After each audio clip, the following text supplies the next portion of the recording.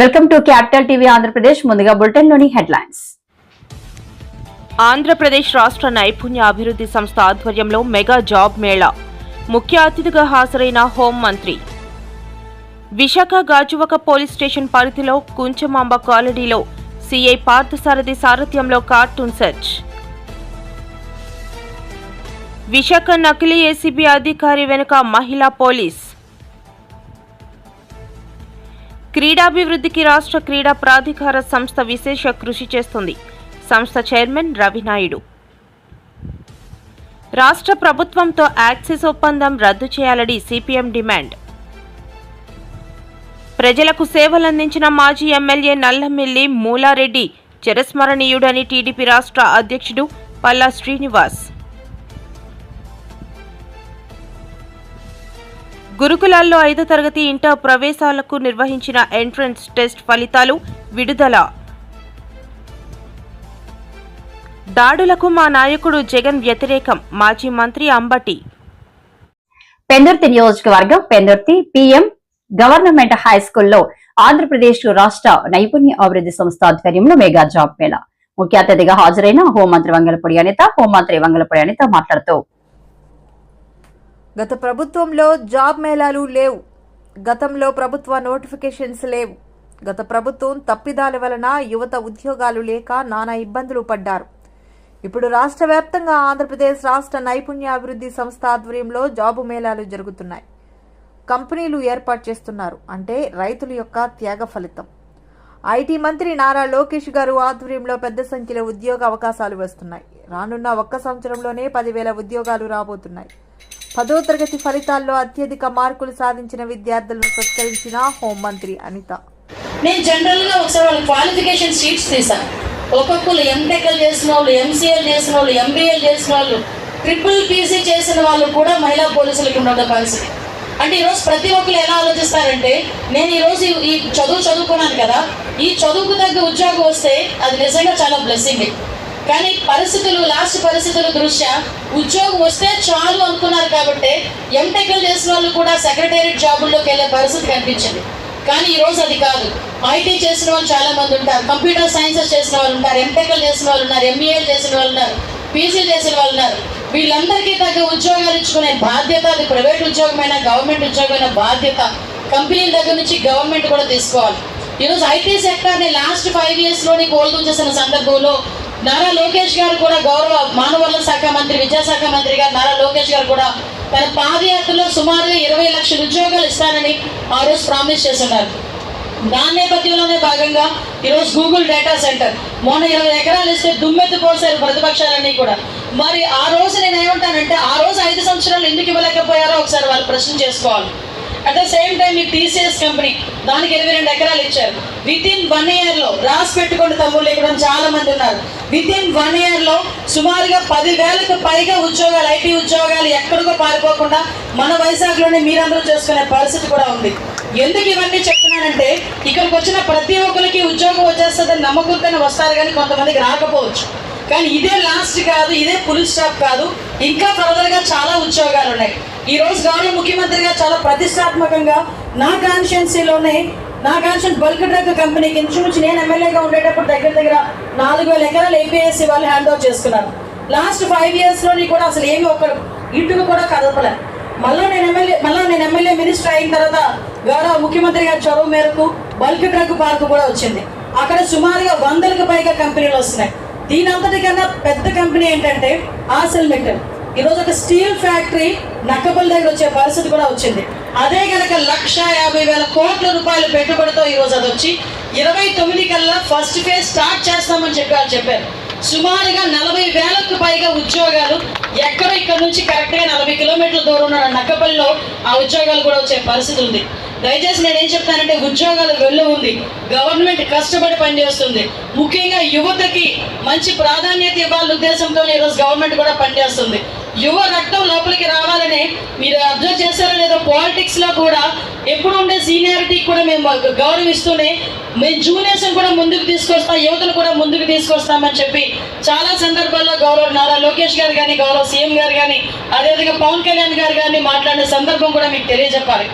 ఎందుకంటే ఈ రోజు మేము పని చేయడం ద్వారా ఏర్పాటు చేసిన ఈ జాబ్ మేళాకి ముఖ్య అతిథిగా విచ్చేసిన గౌరవనీయులు కలెక్టర్ గారు స్పీచ్ ఫస్ట్ టైం విన్నాను నేను ఈ 10 నెలల్లో. కానీ ఎందుకంటే మాట్లాంటి వాళ్ళు వన్ టైప్ ఆఫ్ ఇన్స్పిరేషన్ ఉంటే కలెక్టర్ లెవెల్లో ఉన్న ఐఏఎస్ ఐపీఎస్ ఆఫీసర్స్ అందరూ కూడా మీలాంటి వాళ్ళకి చాలా మందికి ఇన్స్పిరేషన్. అటువంటి వ్యక్తికి ప్రత్యేకంగా నమస్కారం తెలియజేసుకుంటూ ఈ రోజు ఈ కార్యక్రమానికి ముఖ్య అతిథిగా విచ్చేసిన మా మేయర్ గారు, ప్రత్యేకంగా పీలా శ్రీనివాసరావు గారికి, అదేవిధంగా అన్న సీట్ కార్పొరేషన్ చైర్మన్ గారు అన్న గండి బాబ్జీ గారికి, అదేవిధంగా కార్పొరేటర్లకి, అదేవిధంగా రాజు గారికి అందరికీ కూడా ప్రత్యేక ధన్యవాదాలు తెలియజేస్తున్నాను. విశాఖ గాజువాక పోలీస్ స్టేషన్ పరిధిలో కుంచమాంబ కాలనీలో సిఐ పార్థసారథి సారథ్యంలో కార్టూన్ సెర్చ్ నిర్వహించారు. మాదక ద్రవ్యాలు, రికార్డు లేని వాహనాలను, బయట నుంచి వచ్చిన వ్యక్తుల కదలికను, మద్యం బాటిళ్లను సర్కిల్ ఇన్స్పెక్టర్ పార్థసారథి ఆధ్వర్యంలో తనిఖీలు చేశారు. ఈ కార్టూన్ సెర్చ్లో ఎస్ఐ రవికుమార్, ఎస్ఐ నజీర్ మరియు 15 మంది పోలీసులతో ప్రతి ఇంటిని క్షుణ్ణంగా తనిఖీలు చేశారు. ఏసీపీ గారి ఆదేశాల ప్రకారం ఈరోజు కుంచమాంబ కాలనీలో కార్డనెడ్ సెర్చ్ చేయటం అయింది. దీని ముఖ్య ఉద్దేశం ఏంటంటే అనుమానాస్పద వ్యక్తులు ఎవరైనా కూడా ఏరియాలో తిరుగుతున్నా, రెంట్లు తీసుకున్నా కూడా, తర్వాత బెల్ట్ షాపులు, మిగతా తర్వాత అనుమానాస్పదంగా దొంగతనాలకు సంబంధించిన వెహికల్స్ ఏమన్నా ఉన్నాయో అన్నీ దగ్గర ఒక 70 ఇళ్ళు చెక్ చేసాము. చెక్ చేస్తే మాకు ప్రస్తుతానికి 7 వాహనాలు అనేవి రికార్డ్స్ లేని దొరికినాయి. అవి వెరిఫై చేస్తాము. తర్వాత అవుట్స్కట్స్లో టెంట్లు వేసుకున్న వాళ్ళు ఉన్నారు, వాళ్ళని కూడా చెక్ చేసాం. వీళ్ళు వినుకొండ ఏరియా నుంచి వచ్చారు. వీళ్ళ యాంటీసిడెంట్స్ కూడా వెరిఫై చేస్తున్నాం. ఏమైనా అనుమానాస్పదం ఉంటే వాళ్ళని అదుపులో తీసుకొని విచారిస్తాము. ఇవి ర్యాండమ్గానే ఏరియాలో జరుగుతూ ఉన్నాయి. ఈరోజు గాజువాకలో కుంచమాంబ కాలనీలో చేశాం. మధురవాడ సబ్ రిజిస్టర్ చక్రపాణిని బెదిరించిన నకిలీ ఏసీబీ అధికారి సుధాకర్ వెనుక రిజర్వ్ ఇన్స్పెక్టర్ స్వర్ణలత ఉన్నట్లు తేలిందని నార్త్ ఏసీపీ అప్పలరాజు వెల్లడించారు. మహిళా ఏసీబీ అధికారిగా స్వర్ణలత మాట్లాడుతుందని పేర్కొన్నారు. పిఎంపాలెం పోలీస్ స్టేషన్లో మన మధురవాడ సబ్ రిజిస్ట్రార్ గారు చక్రపాణి గారని ఒక కంప్లైంట్ ఇచ్చారండి. ఏంటంటే వారు రిజిస్టర్ ఆఫీస్కి 6వ తారీఖున బలగ సుధాకర్ అనే ఒక పర్సన్ వెళ్ళి ఆయన ఏసీబీ ఇన్స్పెక్టర్ అని చెప్పి వాళ్ళతో మాట్లాడుతూ బెదిరిస్తూ మీ మీద చాలా కంప్లైంట్లు వచ్చి ఉన్నాయండి, దాని మీద మేము యాక్షన్ చేపట్టాలి, మీ మీద అందరి మీద యాక్షన్ తీసుకోవాలి, మీ ఆఫీస్ నుంచి మాకు కంప్లైంట్లు ఉన్నాయి అని చెప్పి థ్రెట్ చేస్తూ వాళ్ళని భయభ్రాంతులకు చేసి మళ్ళీ వస్తాం, మీ మీద యాక్షన్ తీసుకోవాల్సి ఉన్నదని 6వ తారీఖున ఆ విధంగా థ్రెట్లో పెట్టి వెళ్ళిపోయారు. దాని మీద ఆ సబ్ రిజిస్ట్రార్ గారు వారి సిబ్బందికి చిన్న డౌట్ వచ్చింది. డౌట్ వచ్చిన తర్వాత వారు కొంత ఎంక్వైరీ కూడా చేసుకున్నారంట. చేసుకున్న తర్వాత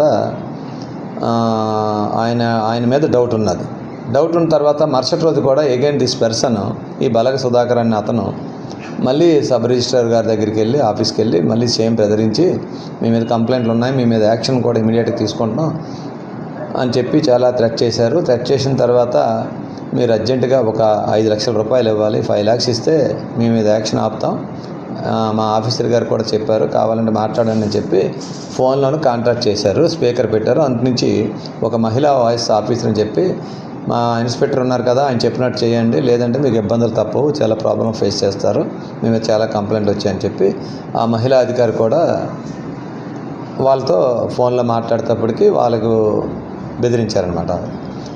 దీని మీద వాళ్ళకి ముందు రోజు చెప్పిన దాని మీద వాళ్ళు చిన్న ఎంక్వైరీ చేసుకున్నారు, అనుమానం ఉన్నది కాబట్టి వెంటనే వాళ్ళు మన పిఎంపాలెం పోలీస్ స్టేషన్కి తెలియజేయడం జరిగింది. దాని మీద మన పిఎంపాలెం పోలీసు వారు సిఐ గారు బాలకృష్ణ గారు వారి సిబ్బంది కొంతమందిని మఫ్టీలో పెట్టి అక్కడ పంపించడం, ఆయన అదుపులో తీసుకోవడం జరిగింది.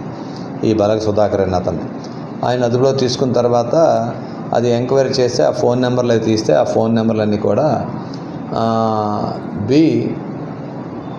మాకు ఆమె ఉమెన్ రిజర్వ్ ఇన్స్పెక్టర్ గారు ఆమె స్వర్ణలత గారు అని చెప్పేసి ఇదివరలో మనకి సిటీలో పనిచేశారు. అప్పుడు మనకి ఇక్కడ ద్వారకా పోలీస్ స్టేషన్లో కూడా ఆమె మీద ఒక కేసు నమోదైంది. అప్పుడు ఆమె నెంబర్ అని చెప్పి తెలుసుకున్న తర్వాత ఆ నెంబర్ని ట్రాక్ చేస్తే ఇప్పుడు ఈ మన సుధాకర్కి ఆమెకి కూడా చాలా ఫోన్ కాంటాక్ట్స్ అన్నీ కూడా మాకు ఎంక్వైరీలో తెలిసాయన్నమాట. ఆమె మాట్లాడినట్టు మా దర్యాప్తులో తేలింది. దర్యాప్తులో తేలిన ప్రతిభ ఆమెను కూడా అదుపులో తీసుకోవడం జరిగింది. ఇద్దరి మీద కూడా ఈ థ్రెట్ ఇంపర్సనేషన్ చేసినందుకు బెదిరించినందుకు, వాళ్ళ మీద మనీ ఎక్స్టార్షన్ ప్రయత్నం చేసినందుకు ఈ సెక్షన్లన్నీ కూడా నమోదు చేసి ఆ సుధాకర్ని, స్వర్ణలతని కూడా, ఇన్స్పెక్టర్ గారిని కూడా ఇద్దరిని అరెస్ట్ చేసి రిమాండ్ పంపించడం జరిగింది. మన భీమిలి 16th మేజిస్ట్రేట్ గారు, మేజిస్ట్రేట్ గారు వారిద్దరికీ ఈ నెల 21 వరకు కూడా వాళ్ళకి రిమాండ్ ఇవ్వడం జరిగింది. ఈమె ప్రజెంట్ బాపట్లలోనే ఉద్యోగం చేస్తున్నట్టు తెలుస్తున్నది. ప్రజెంట్ లీవ్లోనే ఉన్నట్టు చెప్తున్నారు. క్రీడాభివృద్ధికి రాష్ట్ర క్రీడా ప్రాధికార సంస్థ విశేష కృషి చేస్తుందని సంస్థ చైర్మన్ రవినాయుడు వెల్లడించారు. గురువారం నాడు కలెక్టరేట్ లో నిర్వహించిన సమీక్ష సమావేశంలో ఆయన మాట్లాడారు. క్రీడా సంఘాలతో కలిసి రాష్ట్రంలో క్రీడాకారులను ప్రోత్సహించేందుకు చర్యలు తీసుకుంటామని అన్నారు. ఎంకరేజ్ చేయాలి, అదేవిధంగా స్పోర్ట్స్ డెవలప్ అవ్వాలని చెప్పి మొదటి నుంచి నాకు సలహాలు సూచనలు ఇస్తూ శాసనసభ్యులుగా కాకుండా స్పోర్ట్స్ అభివృద్ధిలో భాగస్వామ్యం అన్నగారికి కూడా నమస్కారం తెలియజేసుకుంటూ, అదేవిధంగా ముందరున్న అధికారులకు, అసోసియేషన్ వారికి, ఫెడరేషన్ వారికి, ఒలింపిక్ అసోసియేషన్ వారికి, కోచెస్కి, రెఫరీస్కి, ఇంకెవరైతే దీంట్లో భాగస్వాములైన పీఈటీలు కావచ్చు, ఇంకా డిఫరెంట్ డిపార్ట్మెంట్కి సంబంధించిన నేవీ కావచ్చు, ఇంకా ఏ డిపార్ట్మెంట్ అందరికీ నమస్కారం తెలియజేసుకున్నాను. ఈరోజు గౌరవ ముఖ్యమంత్రి నారా చంద్రబాబు నాయుడు గారు ఈ రాష్ట్రంలో స్పోర్ట్స్ డెవలప్ అవ్వాలి, ఈ రాష్ట్రాన్ని క్రీడాంధ్రప్రదేశ్గా మార్చాలి. మీరు గతంలో చంద్రబాబు నాయుడు గారి గురించి చాలా మందికి ఇక్కడ తెలుసు. ఇక్కడ గణబాబు గారు ఉన్నారు, ఇంకా చాలా మంది పెద్దలందరూ ఇక్కడ ఉన్నారు, అసోసియేషన్ వారు ఉన్నారు. ఆ రోజు ఉమ్మడి ఆంధ్రప్రదేశ్లో కూడా స్పోర్ట్స్ డెవలప్ అయిందంటే చంద్రబాబు నాయుడు గారి వల్ల. ఆ రోజు నేషనల్ గేమ్స్ అయినా, యాఫ్రో గేమ్స్ అయినా పెట్టి ది బెస్ట్ ఇన్ఫ్రాస్ట్రక్చర్ క్రియేట్ చేసి రాత్రికి రాత్రే ఏ విధమైన దేశం మొత్తం ఆ రోజు హైదరాబాద్లో ది బెస్ట్గా నిర్వహించాలనే విధంగా ఆ రోజు స్పోర్ట్స్ గతంలో ఇప్పుడు లేని విధంగా రాష్ట్రం ఆవిర్భావం తర్వాత ఆ విధంగా చేసిన ఏకైక ముఖ్యమంత్రి నారా చంద్రబాబు నాయుడు. ఆయన మొదటి నుంచి యూనివర్సిటీ డేస్ నుంచి స్పోర్ట్స్ అంటే ఆయనకు మక్కువ. స్పోర్ట్స్ అన్నా, టూరిజం అన్నా, ఏదైనా ఒక ప్రాంతం అభివృద్ధి చెందాలంటే ఖచ్చితంగా ఈ కల్చర్ డెవలప్ అవ్వాలి, అదేవిధంగా ఆరోగ్యంగా ఉండాలని ఆయన మొదటి నుంచి ఆలోచిస్తారు. దాని అనుగుణంగానే ఆ రోజు అనడం జరిగింది. సరే, దురదృష్టవశాతం మనం పక్కన పెడితే మళ్ళీ 2014-19లో కూడా అనేక ఆలోచనలకు శ్రీకారం చుట్టారు. ఆలోచనలకు శ్రీకారం చుట్టి 2017లో కూడా ఆ రోజు స్పోర్ట్స్ పాలసీని ప్రకటించడం జరిగింది. ఆ రోజు గణబాబు గారు కూడా ఈ విశాఖపట్నానికి సంబంధించిన మీరు కూడా మీ సూచనలు తీసుకొని చాలా సూచనలు కూడా ఆ రోజు చేయడం జరిగింది. ప్రతి నియోజకవర్గానికి క్రీడా వికాస్ కేంద్రం ఉండాలని చెప్పి ఆ రోజు క్రీడా వికాస్ కేంద్రాలు కూడా శాంక్షన్ చేసింది. అర్బన్ ఏరియాలో ది బెస్ట్ ఇన్ఫ్రాస్ట్రక్చర్ ఉండాలి, అదేవిధంగా నేషనల్ స్థాయిలో అంటే ఇక్కడే, ఎందుకంటే ఆ రోజు మీరు ఉన్నప్పుడు మట్టిలో ఆడుకునే పరిస్థితి ఈరోజు సింథటిక్ ట్రాక్స్ అయింది. ఆ ట్రాక్స్ అనుగుణంగా మన పిల్లలు కానీ ఇక్కడ ఆడి అక్కడికి వెళ్ళినప్పుడు మనం వెనుకబడే పరిస్థితి ఉంది. కాబట్టి దానికి అనుగుణంగా ఇన్ఫ్రాస్ట్రక్చర్ క్రియేట్ కావాలని చెప్పి ఆ రోజు ఆలోచించి విశాఖపట్నం కేంద్రంగా ది బెస్ట్గా తయారు చేయాలని చెప్పి ఆ రోజు అనేక ఆలోచనలు కూడా చేయడం జరిగింది. దానిలో భాగంగా ఆ రోజు కూడా ఇక్కడికే వచ్చి ఆ రోజు విశాఖ స్టీల్ ప్లాంట్ సంబంధించి ఇండోర్ స్టేడియంలో కూడా ఆ రోజు కబడ్డీకి సంబంధించిన మ్యాచ్లో కూడా ఆయన పార్టిసిపేషన్ జరిగింది. 2-3 యాక్టివిటీస్లో కూడా పార్టిసిపేషన్ చేయడం సరే జరిగింది. తర్వాత ఇంతకుముందే ఎమ్మెల్యే గారు చెప్పారు, గత 5 సంవత్సరాలు పాలసీ లేదు, ఉన్న పాలసీతో రన్ చేశాం. మళ్ళీ ఈరోజు చంద్రబాబు నాయుడు గారు ముఖ్యమంత్రి అయిన తర్వాత ఫస్ట్ వీక్లోనే స్పోర్ట్స్ మీద దృష్టి పెట్టారు. రాష్ట్ర ప్రభుత్వంతో యాక్సెస్ ఒప్పందం రద్దు చేయాలని సిపిఎం శ్రీకాకుళం జిల్లా కార్యదర్శి డి గోవిందరావు, కార్యదర్శి వర్గ సభ్యులు డి కృష్ణమూర్తి డిమాండ్ చేశారు. యాక్సెస్ సెకి ఒప్పందాలను, స్మార్ట్ మీటర్లను, ట్రూ ఆఫ్ సర్ ఛార్జీల రద్దు చేయాలని కోరుతూ సిపిఎం ఆధ్వర్యంలో స్థానిక ఈపీడీసీఎల్ శ్రీకాకుళం ఎస్ఈ కార్యాలయం వద్ద శుక్రవారం ధర్నా జరిగింది.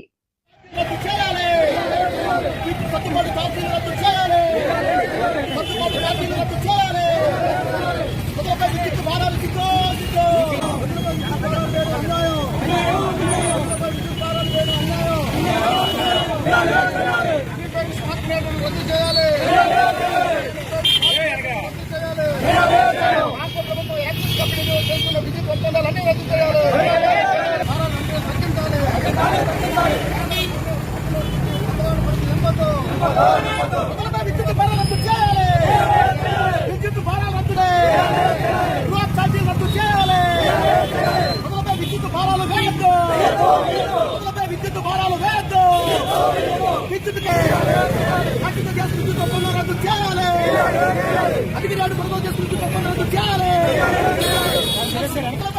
భారాలు వేయొద్దు, ప్రజలపై విద్యుత్ భారాలు వేయొద్దు, డ్రాప్ ఛార్జీలు రద్దు చేయాలి, విద్యుత్ డ్రాప్ ఛార్జీలు రద్దు చేయాలి, ప్రజలపై విద్యుత్ భారాలు వేయడం ఆపాలి, ప్రజలపై విద్యుత్ పెంచిన విద్యుత్ ఛార్జీలు ఉపసంహరించుకోవాలని, డ్రాప్ ఛార్జీలు రద్దు చేయాలని, సబ్ ఛార్జీలు రద్దు చేయాలని, స్మార్ట్ మీటర్లు రద్దు చేయాలని, అదేవిధంగా రాష్ట్ర ప్రభుత్వం యాక్సెస్ కంపెనీతో 4.60 పైసలు చొప్పున చేసుకున్న విద్యుత్ ఒప్పందాన్ని రద్దు చేయాలని కోరుతూ ఈ రోజు శ్రీకాకుళం ఏపీ ఈపీటీసీఎల్ కార్యాలయం ముందు ఈరోజు ధర్నా నిర్వహించడం జరుగుతుంది. చంద్రబాబు నాయుడు గారు అడుగుతాం, మీరు ఎన్నికలకు ముందు మేము అధికారంలోకి వస్తే విద్యుత్ ఛార్జీలు తగ్గిస్తాము, అంతేకాదు మొత్తం ఇవన్నీ కూడా ఇచ్చేస్తామని చెప్పి మీరు చెప్పినారు. ఈవేళ అధికారంలోకి వచ్చిందట చంద్రబాబు నాయుడు గారు చెప్పిన మాటకి భిన్నంగా అత్యధికంగా విద్యుత్ ఛార్జీలతో ఈవేళ యాక్సెస్ దీంతో ఒప్పందం చేసుకోవడము ఇది నమ్మకం ద్రోహం కాదా అని చెప్పి ఇవాళ చంద్రబాబు నాయుడు గారిని మేము అడుగుతున్నాం. అంతేకాదు ఈ రోజు స్మార్ట్ మీటర్లు పెడతారు. స్మార్ట్ మీటర్లు పెట్టడం అయితే ఒక్కొక్కింటికి ఒక్కొక్క గుర్తు బిగించడమే. ఎందుకనంటే ఈ శ్రీకాకుళం జిల్లాలో 7,08,000 స్మార్ట్ మీటర్లు ఉన్నాయి.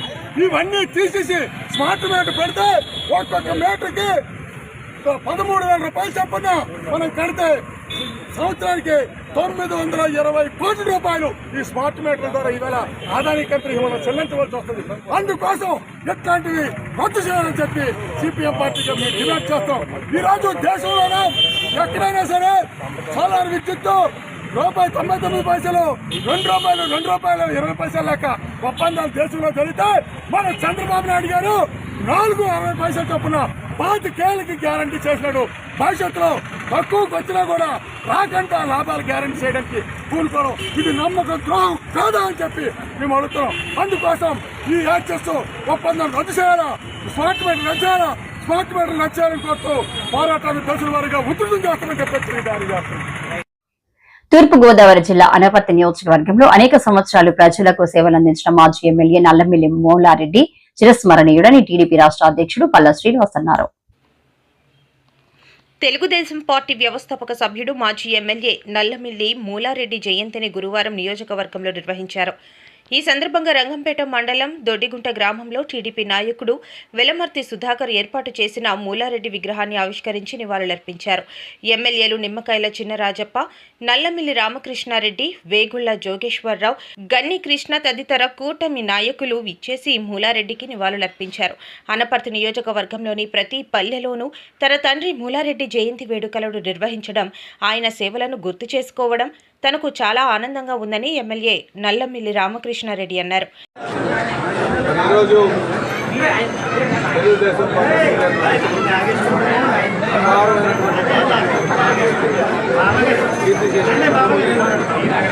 మూలారెడ్డి గారు జయంతి సందర్భంగా ఈ దొడ్డుగుంటలో మరి విగ్రహాన్ని ఆవిష్కరించి ఘనంగా కార్యక్రమం చేయడం జరిగింది.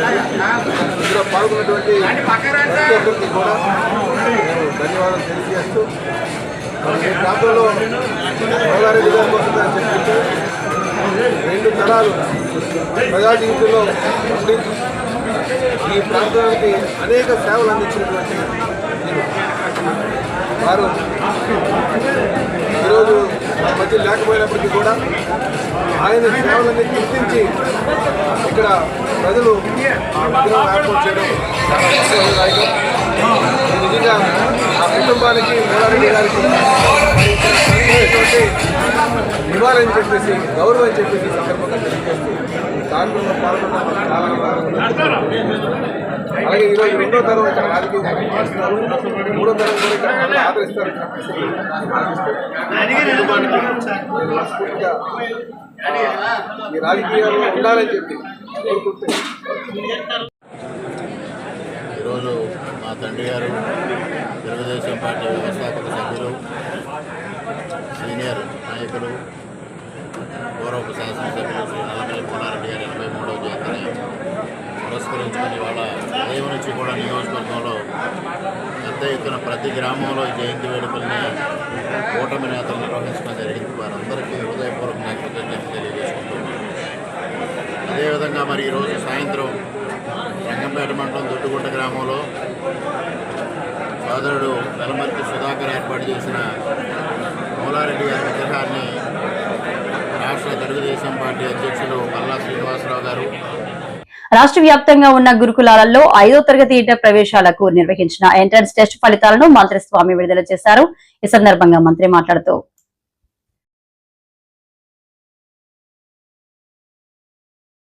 గురుకుల పాఠశాల 5వ తరగతి మరియు జూనియర్ ఇంటర్ అడ్మిట్ సంబంధించి బ్రాక్ సెట్ ని 13/4/25న నిర్వహించడం జరిగింది. దీనికి 5వ తరగతిలో 39,281 మంది అప్లై చేసి 32,823 మంది పరీక్షకు హాజరయ్యారు. అందులో 15,020 సీట్లకి ఈ రోజున మనం రిజల్ట్ తీయడం జరిగింది. మనకి ఇక్కడ కాంపిటీషన్ 1:2.18 లెక్కన మనకి కాంపిటీషన్ ఉంది. అదేవిధంగా ఇంటర్మీడియట్ లో 13,680 సీట్లకు గాను 40,798 అప్లై చేసుకుని 32,733 మంది పరీక్షకు హాజరయ్యారు. ఇంటర్మీడియట్ మొదటి దీనికి కాంపిటీషన్ 1:2.39 రేషియోలో కాంపిటీషన్ ఉందండి. అంటే దీన్ని బట్టి గురుకుల పాఠశాలలో ప్రజల్లో ఒక నమ్మకం, విశ్వాసం ఉన్నాయి. ఇంతమంది పరీక్షకు హాజరైనప్పటికీ కూడా ఉన్న సీట్ల ప్రకారం మేము మనకు అవకాశాలు కల్పించే విధంగా ఉన్నాం. సీట్లు కూడా పూర్తి ఆన్లైన్ లో ట్రాన్స్పరెంట్ గా నింపాలనే లక్ష్యంతో ముందుకెళ్తున్నాం. ఇక్కడ ముఖ్యమంత్రి గారు కూడా భవిష్యత్తులో ఈ సీట్ల సంఖ్యను పెంచాలనేది వారి ఆలోచన, ఇన్స్టిట్యూషన్ సంఖ్య కూడా పెంచాలనేది వారి అభిమతం. ఎందుకంటే కొన్నిసారి ఈ నందిగామ ముప్పాళ్ళ స్కూల్ విజిట్ చేసిన సందర్భంలో వారు చెప్పడం జరిగింది. తొందరలోనే రివ్యూలో కూడా కొన్ని నిర్ణయాలు తీసుకునేటువంటి అవకాశాలు ఉన్నాయి. ఈ సందర్భంగా ఏంటంటే మనం అవకాశాలు వచ్చినటువంటి ప్రతి ఒక్కళ్ళు కూడా తప్పనిసరిగా అడ్మిషన్ తీసుకోవాలని కోరుతా ఉన్నాను. మీకేదైనా ఇబ్బందులు ఉంటే పాఠశాల మార్పులు కావచ్చు, మీ సిస్టర్స్ దాన్ని బ్రదర్స్ కానీ ఇంకో చోట్ల ఉన్నప్పుడు ఇలాంటివన్నీ కూడా ఆ స్కూల్లో జాయిన్ అయ్యి మీరు సబ్మిట్ చేసినట్లయితే వాటిని కోఆర్డినేట్ చేసి అవకాశాలు వీలైనంత వరకు పరిశీలన చేసే విధంగా చర్యలు తీసుకుంటాం. రెండవది వాళ్ళ నేటివ్ ప్లేస్ దగ్గరలో ఉండే ప్రాంతాలను సీట్ అలొకేషన్ చేయమని చెప్పి డిపార్ట్మెంట్ లో కూడా సూచనలు ఇవ్వడం జరిగింది. పేరెంట్స్ వాళ్ళు కలవడానికి వెళ్ళాలని చాలా వ్యయ ప్రయత్నాలు కాకుండా అందుబాటులో ఉండే విధంగా చేయడం జరిగింది. ఈసారి పూర్తి ట్రాన్స్పరెన్సీ గా ప్రతి లాస్ట్ సీట్ వరకు కూడా ఇక్కడ నుండే ఆన్లైన్ లోనే భర్తీ. గుంటూరు సిఐడి కార్యాలయం దగ్గర మాజీ మంత్రి అంబటి రాంబాబు మీడియాతో మాట్లాడుతూ దాడులకు మా నాయకుడు జగన్ వ్యతిరేకం, మాట్లాడే సమయంలో సంయమనంతో ఉండాలి, ఏడాది కాలంగా రెడ్ బుక్ వేధింపులు ఎక్కువయ్యాయని అన్నారు. మరి ఈ కక్ష సాధింపులకు మాత్రం అంతం లేని విధంగా ఏముంటుంది నాకు అర్థం కాలే.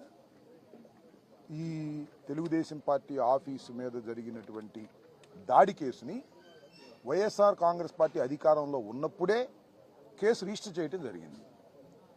కానీ దానిలో ఏదో చేసేస్తున్నాము అనేటువంటి ఉద్దేశంతో కేవలం చంద్రబాబు నాయుడు గారిని, లోకేష్ని సంతృప్తిపరచడం కోసం సజ్జల రామకృష్ణారెడ్డి గారిని కూడా సిఐడి ఆఫీసుకు పిలిపించి విచారణ చేశాము అనేటువంటి మెహర్బానీ కోసం ఇలాంటి కార్యక్రమాలు జరుగుతూ ఉన్నాయి. ఇది చాలా దురదృష్టకరమని మనవి చేస్తున్నాం. తెలుగుదేశం పార్టీ అధికారంలోకి వచ్చిన దగ్గర నుంచి అభివృద్ధి లేదు, సంక్షేమం లేదు. మాటల్లో మాత్రం కోటలు దాటేటటువంటి అభివృద్ధి, అమరావతి గురించి అభివృద్ధి, పోలవరం గురించి అభివృద్ధి మాటల్లో మాత్రమే కనిపిస్తున్నది. కక్ష సాధింపులు బహుశా భారతదేశానికి స్వాతంత్రం వచ్చిన తరువాత ఇంత పెద్ద ఎత్తున ఏ రాష్ట్రంలోనూ జరగనటువంటి అరెస్టులు, కేసులు పెట్టి నిర్బంధించేటటువంటి కార్యక్రమం చేస్తున్నారు. నిన్న చాలా ఆశ్చర్యకరమైన అంశం ఏంటంటే ధనుంజయ రెడ్డి గారని సాక్షి ఎడిటర్ ఉన్నారు, ఆయన కేఎన్ఆర్ మా పార్టీలో జగన్మోహన్ రెడ్డి గారికి సన్నిహితంగా ఉండే సెక్రటరీ, మనోహర్ అనేటువంటి మా దగ్గర పనిచేసేటటువంటి జగన్మోహన్ రెడ్డి గారి ఆఫీసులో పనిచేసినటువంటి వ్యక్తి, వీళ్ళింటికి వెళ్ళి సోదాలు చేశారు. దేనికో తెలుసా? ధనుంజయ రెడ్డి గారు, కృష్ణమోహన్ రెడ్డి గారు అక్కడ దాక్కున్నారేమోనని. ఏంటి నాకు అర్థం కాల, పిచ్చెక్కిందేంటి పోలీసులకు. నాకు ఏదో ఒక విధంగా అల్లరి చెయ్యాలి, ఏదో ఒక విధంగా అపాస్పాలు చెయ్యాలనేటువంటి కుట్రలో భాగంగా పోలీసులను ఆడిస్తున్నారు, పోలీసులు ఆడుతున్నారు. చిన్నపిల్లల ఆటలాగా ఆడుతున్నారు పోలీసులు. మాట్లాడితే ఎంక్వైరీకి పిలవటం, కేసులో ఎవరినన్నా అరెస్ట్ చేయగానే అరెస్టుకు బెయిల్ రాకుండా ఉండేందుకు పోలీస్ కస్టడీకి పిటిషన్ పెట్టడం, ఆ పోలీస్ కస్టడీ కోసం 2 రోజులు 3 రోజులు తీసుకోవటం, ఏమీ లేకుండా పిచ్చి ప్రశ్న అడగటం, పంపించడం, ఇదంతా ప్లేయింగ్. ఒక రకమైన వికృతమైన ఆట లోకేష్ గారి నాయకత్వంలో జరుగుతుందనేది అందరికీ తెలిసినటువంటి సత్యం. ఇవాళ నిజంగానే మాకు ఇంత బాధలు కూడా, ఇంతమందిని అరెస్ట్ చేస్తున్నా కూడా మాకు ఒక రకమైనటువంటి ధైర్యం వస్తుంది. సమీకరిస్తున్నారు మమ్మల్ని పోలీసు యంత్రాంగము, చంద్రబాబు నాయుడు గారు, లోకేష్ గారు, మా పార్టీలో ఉన్నటువంటి వ్యక్తులందరినీ సమీకరించేటటువంటి నిద్రపోయే వాళ్ళని కూడా లెగ్గొడుతున్నారు. ఇవాళ గుంటూరుకి మా సజ్జల రామకృష్ణారెడ్డి గారు వస్తుంటే వేలాది మంది తరలి రావాల్సిన పరిస్థితి ఏర్పడింది. అంటే ఏంటి, నిద్రపోతున్న వాళ్ళు కూడా లెగ్గొట్టి, అయ్యా సజ్జల రామకృష్ణారెడ్డి గారిని అనవసరంగా తీసుకొస్తున్నారు పోలీస్ స్టేషన్ సిఐడి ఆఫీస్కి, మీరు వెళ్ళండి అని ఒక పిలుపునిచ్చినట్టుగా కనిపిస్తూ ఉంది. ఏమిటి దుర్మార్గం అని అడుగుతా ఉన్నా. చాలా